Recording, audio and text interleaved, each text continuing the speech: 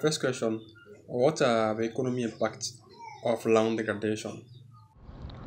So land degradation is one of the key issues facing the world in the 21st century. And the economic impact of that can be really devastating, especially for poor countries. So if you think about land degradation, what it does is that it affects crop production basically. So it affects the productivity that farmers will get. So for countries where there's a majority of people being involved in agriculture, land degradation uh, can be really devastating. So uh, the economic impact of land degradation can go a long way in affecting poverty and food insecurity, in driving poverty and food insecurity in many, many countries. So, what are the impacts of COVID-19 on biodiversity?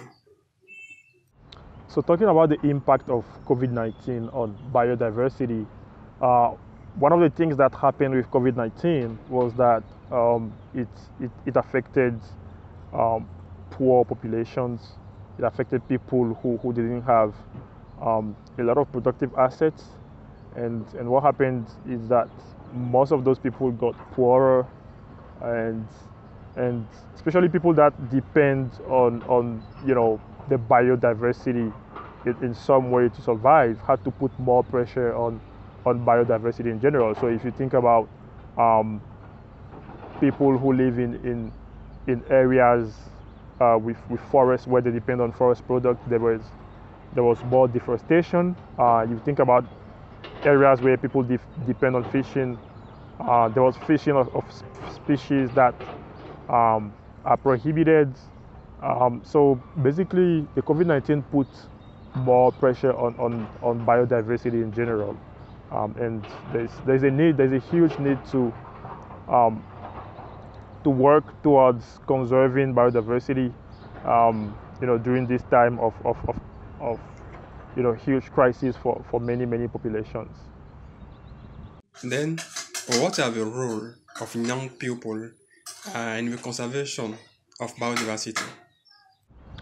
In terms of the role that young people can play in conserving biodiversity, I think young people have to be at the center of the conservation of biodiversity in general, because young people are full of energy. They are innovative. They are full of ideas.